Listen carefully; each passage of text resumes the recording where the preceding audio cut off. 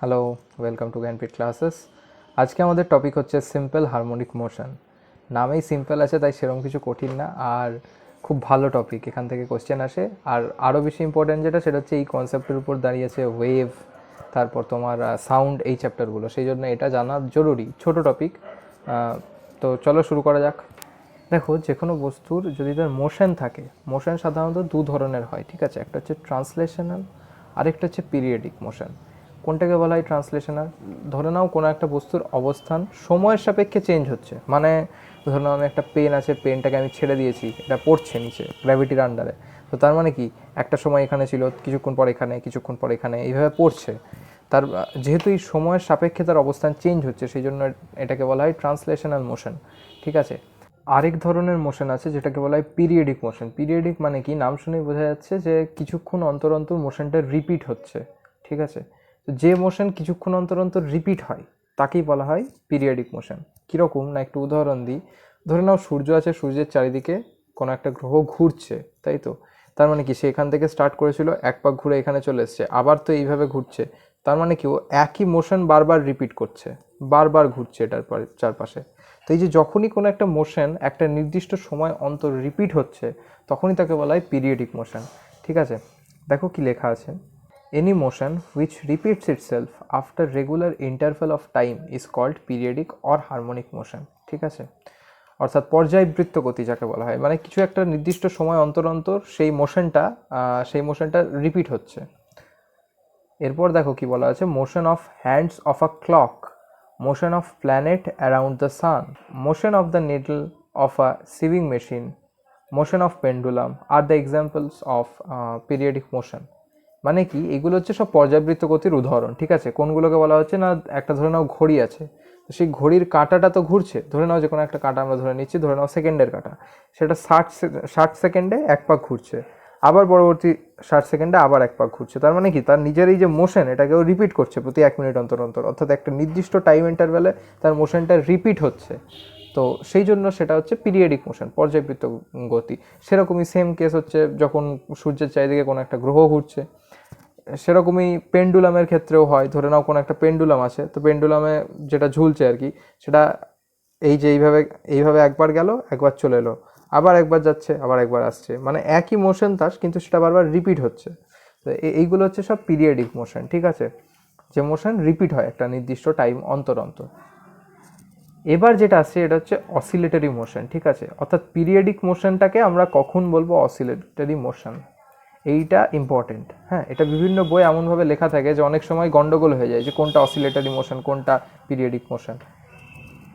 যে পিরিয়ডিক মোশনটা back and fourth হবে, অর্থাৎ একবার ধরে নাও সামনে যাচ্ছে তো পরের বার পিছনে আসবে, সেইগুলোকে বলা হয় অসিলেটরি মোশন। কীরকম, দেখো এখানে উদাহরণ দেওয়া আছে দুটো।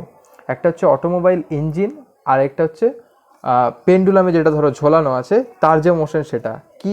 ধরে নাও কোনো একটা প্ল্যানেট সূর্যের চারিদিকে ঘুরছে, অর্থাৎ তার মোশনটা রিপিট হচ্ছে একটা নির্দিষ্ট সময় অন্তর। মানে কি, ধরে নাও পৃথিবীর ক্ষেত্রে 365 দিন অন্তর অন্তর সে তার মোশনটা রিপিট হচ্ছে, কিন্তু সেটা ব্যাক অ্যান্ড ফোর্থ করছে না। অর্থাৎ এরম না যে একবার এইভাবে ঘুরে পরের বার উল্টোভাবে ঘুরতে লাগলো, তা না, একইভাবে ঘুরে যাচ্ছে। যে যে মোশন, যখন পিরিয়ডিক মোশন এমন হবে যে একবার এদিকে ঘুরলে আরেকবার উল্টো দিকে ঘুরবে, তখন তাকে বলা হবে অসিলেটরি মোশন। ধরে নাও কোনো একটা পেন্ডুলাম আছে, পেন্ডুলামটা একবার এদিকে যাচ্ছে, পরের বার পিছনে আসছে, আবার এদিকে যাচ্ছে, এই যে ব্যাক অ্যান্ড ফোর্থ মোশন, এইটা যখন করবে তখন বলা হয় তাকে অসিলেটরি মোশন, ঠিক আছে? যে পিরিয়ডিক মোশনটা ব্যাক অ্যান্ড ফোর্থ হচ্ছে সেটাকে বলা হয় অসিলেটরি মোশন। কি বলা আছে, if a body in periodic motion moves back and forth along the same path, এটাও ইম্পর্টেন্ট, সেম পাথ মানে যে পথে গেছিল পেন্ডুলামটা সেই পথেই ফেরত আসছে, along the same path, the motion is known as oscillatory motion, ঠিক আছে? খুব ইজি কোশ্চেন, খুব ইজি কনসেপচুয়াল কোশ্চেন আসে, কিন্তু লোকের মনে থাকে না যে কোনটা অসিলেটরি কোনটা পিরিয়ডিক। কিন্তু দেখো খুব ইজি, কিন্তু অসিলেটরি মোশনও এক ধরনের পিরিয়ডিক মোশন। যে periodic motion back and forth হচ্ছে, অর্থাৎ একবার সামনে গেলে পরের বার পিছনে আসছে, এরকম মোশন হলে তখন তাকে বলা হয় অসিলেটরি মোশন। পিরিয়ডিক মোশন কি, যদি বারবার একই রকম গতি হয় তখন তাকে বলা হয়, মানে গতিটা একটা নির্দিষ্ট টাইম অন্তর রিপিট হচ্ছে, তখন তাকে বলা হয় পিরিয়ডিক মোশন। ইজি। এরপর দেখো কি বলা আছে, এই যে উদাহরণ দেওয়া আছে দুটো, অটোমোবাইল ইঞ্জিন, দেখবে ইঞ্জিনে যে পিস্টন থাকে ওঠানামা ওঠানামা ওঠানামা করছে, তো সেইটা হচ্ছে অসিলেটরি মোশনের উদাহরণ। তাছাড়া দেখবে motion of Bob of a simple pendulum, অর্থাৎ সিম্পল পেন্ডুলামে যেটা ঝোলানো আছে তার যে মোশন সেটা হচ্ছে অসিলেটরি মোশন। ঠিক আছে, চলো পরের স্লাইডে যাওয়া যাক। এরপর যেটা আসছে সেটা হচ্ছে টাইম পিরিয়ড। টাইম পিরিয়ড কাকে বলে? ঠিক আছে, অর্থাৎ পর্যায়কাল। বাংলায় পর্যায়কাল বলা হচ্ছে time taken in one complete oscillation is called time period. মানে কি, ধরে নাও একটা পেন্ডুলাম আছে, ঠিক আছে, ধরে নাও একটা যা হোক একটা কিছু একটা আছে, পেন্ডুলাম টাইপের কিছু একটা, যাই হোক পেন্ডুলাম আছে, ধরে নাও এটা একটা সরল পেন্ডুলাম। তো এটাকে তুমি এইভাবে টেনে ছেড়ে দিলে, তো এই যে একবার গেলো দিয়ে ফিরে এলো, অর্থাৎ এখান থেকে শুরু হলো, একবার গিয়ে ফেরত এলো, এটা হলো একটা কমপ্লিট অসিলেশন। ঠিক আছে, একবার গিয়ে ফেরত এলো, এটা হচ্ছে কমপ্লিট অসিলেশন। এইটা করতে এর যা টাইম লাগলো সেটাই হচ্ছে টাইম পিরিয়ড, পর্যায়কাল। এই যে একটা কমপ্লিট অসিলেশন পূরণ হতে যে পরিমাণ টাইম লাগলো, একবার সামনে গেল দিয়ে পিছনে এলো, এইটাকেই বলা হয় টাইম পিরিয়ড। ঠিক আছে, ফ্রিকোয়েন্সি কাকে বলে? খুব মানে কি বলবো, কাছাকাছি কনসেপ্ট। ফ্রিকোয়েন্সি হচ্ছে 1 সেকেন্ডে, মানে একক সময়, ধরে নাও 1 সেকেন্ড ফিক্সড করে দিয়েছো, স্টপওয়াচ অন করলে 1 সেকেন্ডে যতবার এই পূর্ণ কম্পন অর্থাৎ পূর্ণ অসিলেশন সম্পন্ন করবে সেটাকেই বলা হয় তার ফ্রিকোয়েন্সি। অর্থাৎ ধরে নাও এটা আমি ছাড়লাম, 1 সেকেন্ড পর আমি স্টপওয়াচ অফ করে দিলাম, দেখলাম 1 সেকেন্ড পর অর্থাৎ স্টপওয়াচ অফ করার মধ্যে এটা 3বার এই মোশনটা কমপ্লিট করে ফেলেছে, অর্থাৎ গেছে ফেরত এসছে, গেছে ফেরত এসছে, আবার গেছে ফেরত এসছে, 3বার এই মোশনটা 1 সেকেন্ডের মধ্যে কমপ্লিট করে ফেলেছে। তাহলে আমরা বলবো এটার ফ্রিকোয়েন্সি 3। এবার একক টেকক আছে, এসআই একক, হার্টজ। ঠিক আছে, তো আশা করি বোঝাতে পারলাম যে এটাকে ছাড়লাম, একবার গিয়ে ফেরত আসতে যা টাইম লাগলো সেটা হচ্ছে টাইম পিরিয়ড অর্থাৎ পর্যায়কাল।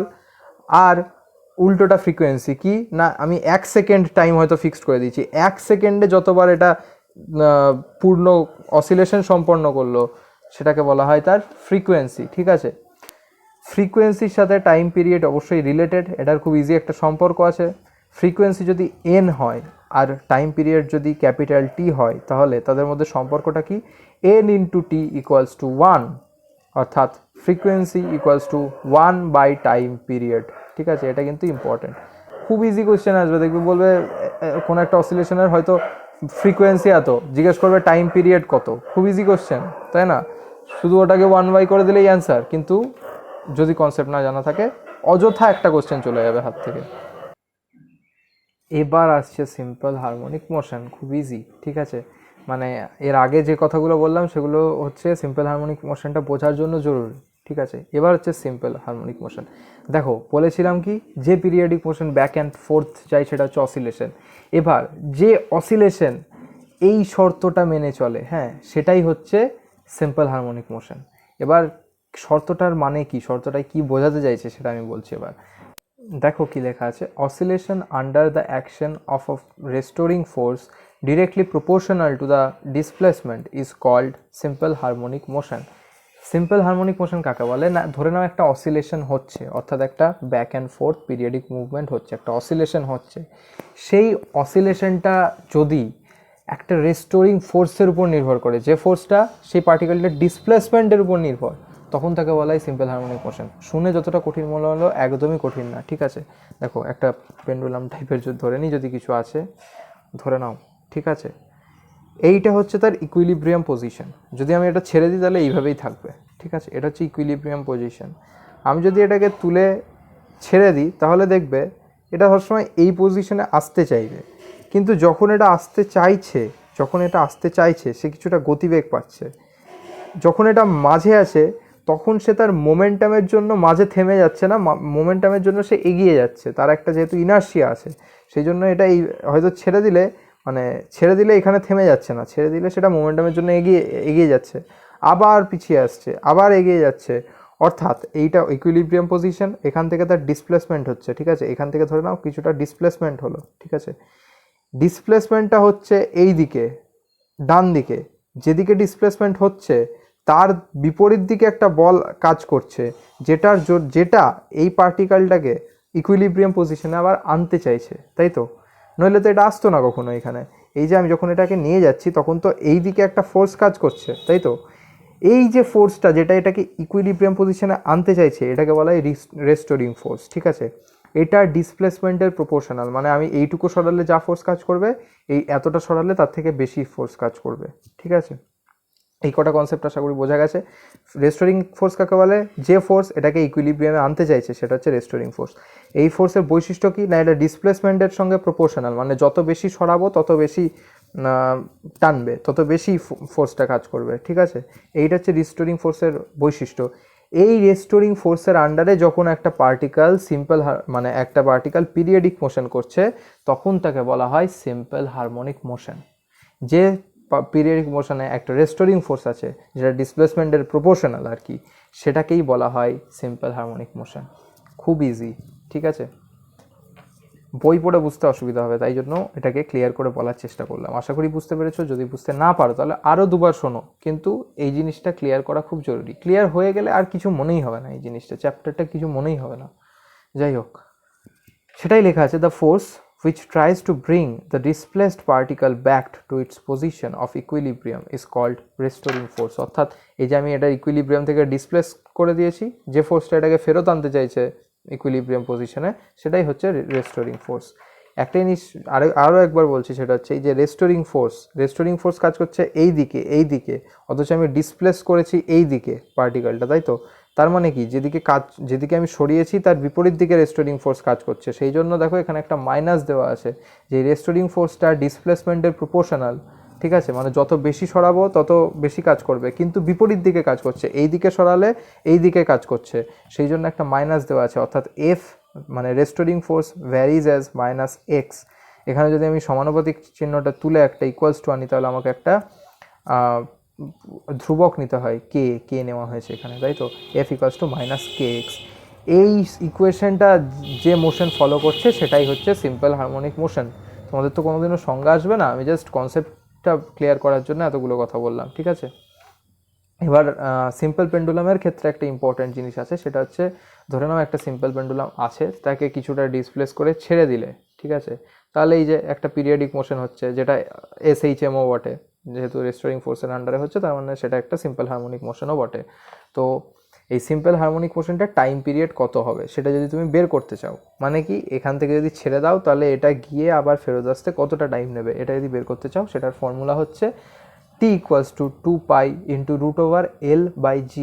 ঠিক আছে, টি মানে হচ্ছে টাইম পিরিয়ড, 2π মানে জানো পায়ের ভ্যালু 22/7, আর √L/g।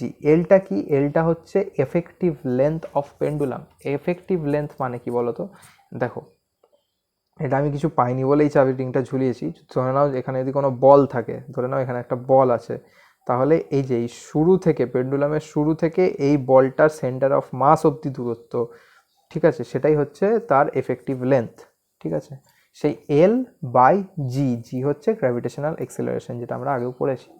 ঠিক আছে, তো t ইকুয়ালস টু 2π √L/g, এটা মনে রাখতে হবে। এবার যেটা আসছে সেটা হচ্ছে ক্যারেক্টারিস্টিক্স অফ এসএইচএম। অর্থাৎ এই যে এসএইচএম সিম্পল হারমোনিক মোশন, তার বৈশিষ্ট্য, কিছু বৈশিষ্ট্য।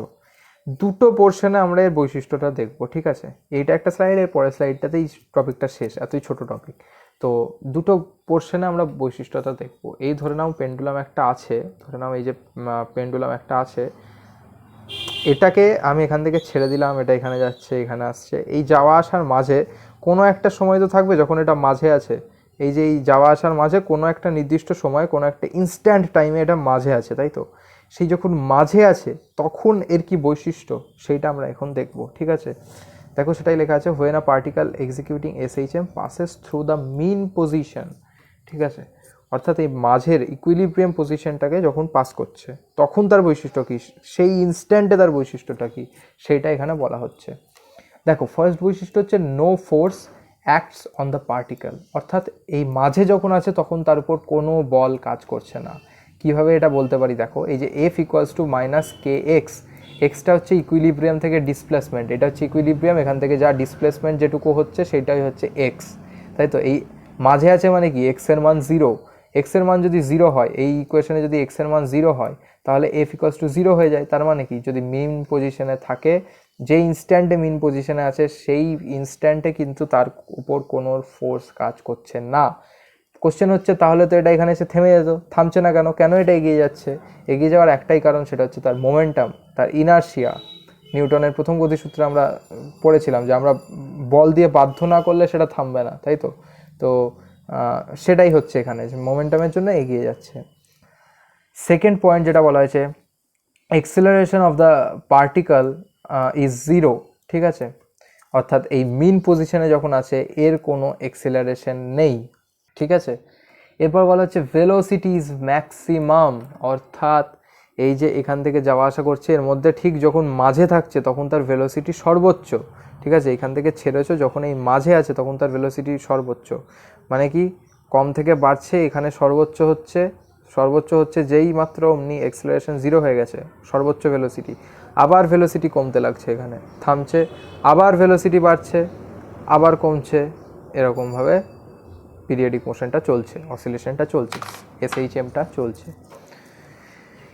বলা হয়েছে মাঝে যখন আছে তখন কাইনেটিক এনার্জি ইজ ম্যাক্সিমাম। দেখো ভেলোসিটি ম্যাক্সিমাম মানে কাইনেটিক এনার্জি ম্যাক্সিমাম হবে, এটা স্বাভাবিক, কারণ আমরা জানি যে কাইনেটিক এনার্জির ইকুয়েশন হচ্ছে ½ m × v², ভি যে এখানে গতিবেগ, এটা আমরা পড়েছিলাম কার্যক্ষমতা ও শক্তি চ্যাপ্টারে। তো তার মানে কি ভেলোসিটি ম্যাক্সিমাম তার মানে কাইনেটিক এনার্জি ম্যাক্সিমাম, এটা তো নর্মালি মনে থাকবে। পোটেনশিয়াল এনার্জি ইজ জিরো, যেহেতু এখানে কোনো রেস্টোরিং ফোর্স, এই বিন্দুতে কোনো রেস্টোরিং ফোর্স কাজ করছে না, কোনো বলের বিরুদ্ধে এটা কাজ করছে না, মানে স্মরণ হয়নি, তো মানে কোনো বলের বিরুদ্ধে এটা স্মরণ হয়নি, তাই তো? তো সেই জন্য এটার কোনো পোটেনশিয়াল এনার্জিও নেই, যার জন্য এখানে পোটেনশিয়াল এনার্জি জিরো মিন পজিশনে, ঠিক আছে? এবার দেখো, এবার যেটা বলা হয়েছে when a particle executing SHM is at the extreme end, অর্থাৎ এই যে পেন্ডুলাম এটা এই যে যাওয়া আসা করছে, এটা যখন ধরে নাও এই বিন্দুতে আছে বা এই বিন্দুতে আছে, মানে তার এক্সট্রিম এন্ডে আছে, তখন তার কি কি বৈশিষ্ট্য সেটা আলোচনা করা হয়েছে। কি কি বলা হয়েছে দেখো, acceleration of the particle is maximum, এটা খুব ইম্পর্টেন্ট কথা, যখন এখানে আছে সেখানে কিন্তু এক্সেলারেশন এই দিকে কাজ করছে, ম্যাক্সিমাম এক্সেলারেশন কাজ করছে, যার জন্য এটা আবার এদিকে গতি পাচ্ছে, ঠিক আছে? এর গতিটা বাড়ছে এদিকে, এক্সেলারেশন তখন ম্যাক্সিমাম যখন এটা এন্ড পয়েন্টে আছে, এটা মনে রাখতে হবে। সেকেন্ড যেটা বলা হচ্ছে সেটা হচ্ছে restoring force acting on the particle is maximum, তার কারণ কি ডিসপ্লেসমেন্টের সাথে আমি বলেছি ভ্যারি করছে রেস্টোরিং ফোর্স, তো ডিসপ্লেসমেন্ট সবচেয়ে বেশি হচ্ছে মানে রেস্টোরিং ফোর্সের মানটাও সবচেয়ে বেশি এই বিন্দুতে, ঠিক আছে? Velocity of the particle is zero, যেটা নতুন কিছু না, ইজি, যে এখানে গিয়ে থামছে তারপর আবার ফেরত আসছে, আবার থামছে, তো থেমে আছে মানে ভেলোসিটি জিরো, এটাতে নতুন কিছু নেই। ভেলোসিটি জিরো মানে স্বাভাবিকভাবেই কাইনেটিক এনার্জি জিরো, ভেলোসিটির উপরই তো নির্ভর কাইনেটিক এনার্জি, তাই না? তো ভেলোসিটি যদি জিরো হয় তাহলে কাইনেটিক এনার্জিও জিরো, ½ mv², ভি জিরো বসালে জিরো হয়ে যাচ্ছে kinetic energy. Potential energy is maximum, এই রেস্টোরিং ফোর্সের বিরুদ্ধে এতটা গেছে, ডিসপ্লেস হয়েছে, তো সেই জন্য তার একটা পোটেনশিয়াল এনার্জি সঞ্চিত হয়েছে, সেটা হচ্ছে এন্ড পয়েন্টে ম্যাক্সিমাম, মানে এখানে তার পোটেনশিয়াল এনার্জি ম্যাক্সিমাম, ঠিক আছে? আবার যখন এটা এখানে আসছে তখনও তার পোটেনশিয়াল এনার্জি ম্যাক্সিমাম। তো এই ছিল আমাদের এসএইচএম, খুব ইজি টপিক, কনসেপচুয়াল টপিক, কিন্তু হ্যাঁ মনে রাখতে হবে একটু, মানে কনসেপচুয়ালি মনে রাখতে হবে, একবার যদি মাথায় একটু ভাবা হয়, একটু যদি পিকচারাইজ করা হয় বিষয়টা, এমনি মনে মনে ভাবলেই এর অ্যান্সার করা যায়। কোশ্চেন দেখবে মনে মনে ভাববে যে কি হতে পারে, যখন এখানে আছে তখন তার উপর কি ভেলোসিটি কাজ করছে, না তার ভেলোসিটি জিরো, না ভেলোসিটি কত, ভেবেই আরাম করে অ্যান্সার করা যায়। আর এই কনসেপ্টটা ওয়েভ আর সাউন্ডেও কিন্তু কাজে লাগে অল্প, মানে এটার যা ম্যাথামেটিক্যাল জিনিসপত্র সেগুলো হয়তো এই প্রিপারেশনে অত কাজে লাগবে না, কিন্তু আইডিয়াটা কাজে লাগবে অবশ্যই। তো আশা করি ভালো লাগলো, যদি ভালো লেগে থাকে তাহলে অবশ্যই লাইক করো, সাবস্ক্রাইব করো চ্যানেলটা, আর বন্ধুদের কাছে শেয়ার করো। থ্যাঙ্কস আ লট এই ভিডিওটা পুরোটা দেখার জন্য, থ্যাংক ইউ।